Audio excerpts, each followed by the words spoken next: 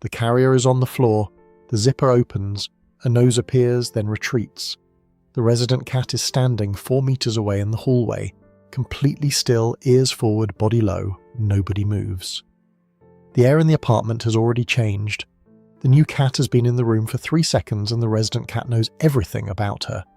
Weight, sex, stress level, what she ate this morning and whether she has been near other cats recently. All from scent molecules travelling through still air. This is the moment most people get wrong, not next week, not in the adjustment period, right now, the first 5 minutes. Because what happens in those 5 minutes determines whether the next month is difficult or disastrous. The most common mistake is letting them meet face to face on day 1. Every shelter pamphlet says, keep them separate at first. Most owners read that, nod, and then open the carrier in the living room because the new cat looks so scared, or because the resident cat seems curious, or because it just feels cruel to keep a door closed. What follows is almost always the same sequence. A stare, a hiss, a swipe. The new cat bolts under the nearest furniture. The resident cat stations herself outside that furniture and does not leave, and now there is a territorial dispute embedded in the first memory both cats have of each other. That dispute can take weeks to dissolve, sometimes months, sometimes it never fully does. The correct first step is boring.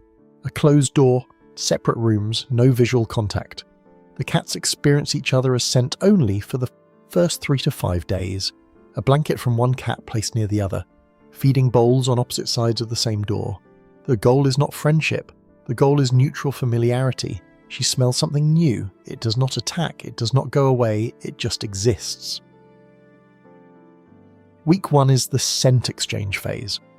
During this period, the cats are building a chemical profile of each other through door gaps, shared blankets, and the humans who carry scent between rooms. If the resident cat walks past the closed door without hissing, that is progress. If she sniffs the blanket and walks away without reacting, that is progress. If she sits near the door and sleeps, that is significant progress. None of these look dramatic. None of them make good video content, but they are the foundation. When I brought Soot home, the grey tabby from the hoarding situation, she spent the first 4 days in the spare room. The existing cats, Milo and Dusk, took turns sitting outside the door, not guarding, processing. On day 3, Dusk started sleeping against the door, not watching it, sleeping against it. That meant the scent on the other side had been reclassified from threat to neutral. No introduction had happened. No faces had been seen. But the nervous system had already done its work. Week 2 is the visual introduction, and this is where the hallway standoff happens. The door opens a crack, or a baby gate goes up, or the new cat wanders out during a supervisor-led moment. The cats see each other for the first time. In almost every case, the first visual contact produces a freeze. Both cats stop moving, pupils dilate, tails drop or puff, there may be a hiss, there may be a growl. Most people interpret this as failure. It is not failure, it is assessment. The cats are running a threat evaluation that uses everything they have gathered from scent and now adds visual data. Size, posture, position in the room, distance from the nearest exit. The standoff can last 30 seconds or 30 minutes. What matters is how it ends. If one cat breaks eye contact first, turns sideways and walks away slowly, the interaction was successful. That cat de-escalated voluntarily. If neither cat breaks contact and one charges, the interaction was too soon. Back to separate rooms. Try again in 2 days. When I introduced the 4th cat, a tortoiseshell named Cleo, her first visual contact with Milo lasted about 11 minutes. Neither moved. I sat on the floor between them, not intervening, just present. At minute 11, Milo blinked, turned his head to the side and walked to the kitchen. Cleo stayed where she was for another 5 minutes, then retreated to the spare room. That was the entire interaction for day 1. It looked like nothing happened. Everything happened. Week 3 is the first shared space. By this point, both cats have seen each other multiple times through gates or cracked doors without escalation. The gate comes down. They occupy the same room. And here is what most people expect but does not happen. They do not play together. They do not groom each other. They do not curl up on the same couch. What happens is parallel existence. One cat on the windowsill, one cat on the floor, 4 meters apart, both aware of each other, neither engaging. This is success. In a multi-cat household, coexistence is not friendship. It is the agreement that this space is large enough for both of us, and neither of us needs to fight for it. Parallel existence can last weeks, months, or in some cases forever. 2 of my 5 cats have lived together for 3 years and have never once groomed each other. They eat in the same kitchen, they sleep on the same bed, they share a water bowl, they are not friends, they are cohabitants who have agreed on a boundary map. And that is fine, that is stable. Week 4 is when the real pattern emerges. By now the owner can see which version of the relationship is forming. There are 3 common outcomes. First, active tolerance. The cats share space, occasionally approach each other, may sleep within a metre of each other, but rarely touch. This is the most common outcome and the one least represented online, because it does not photograph well. Nobody posts a picture of 2 cats in the same room ignoring each other, but that is what healthy coexistence usually looks like.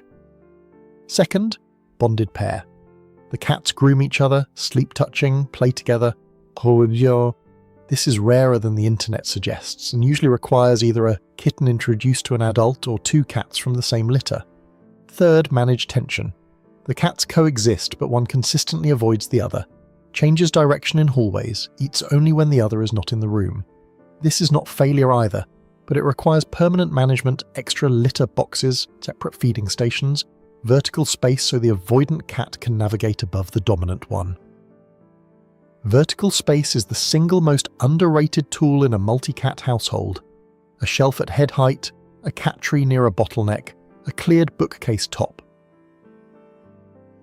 These transform a flat territory with limited routes into a 3-dimensional landscape where avoidance does not require confrontation. The signal that things are working is not affection, it is the absence of vigilance. When one cat enters a room and the other does not flinch, does not change posture, does not track the movement, that is the result. 2 nervous systems that have reclassified each other from threat to furniture. And that reclassification cannot be rushed. The internet says 2 weeks. The reality is closer to 1 to 3 months for tolerance, 6 months to a year for bonding if it happens at all, and in some cases never for true friendship. None of this is failure, it is biology. Cats are territorial solitary hunters who have been living alongside humans for roughly 10,000 years, which is long enough to adapt to shared spaces, but not long enough to override 40 million years of solitary instincts. A multi-cat household works not because cats become social. It works because the territory is managed well enough that the cats can avoid conflict without effort. Every litter box placement, every feeding station, every shelf and window perch is a piece of territorial infrastructure. Get it right and the cats barely notice each other. Get it wrong and the hallway becomes a bottleneck that produces a new standoff every evening. We have spent the last several videos inside the world of one cat. Her signals, her senses, her paw, her purr. This video added a second cat and the rules change completely. But there is a question we still have not answered. Forget how 2 cats see each other. How does one cat see the human? Not as a big cat, not as a parent. Research suggests something more complicated and more interesting than either. That is next. And the honest answer might be that science does not fully know yet.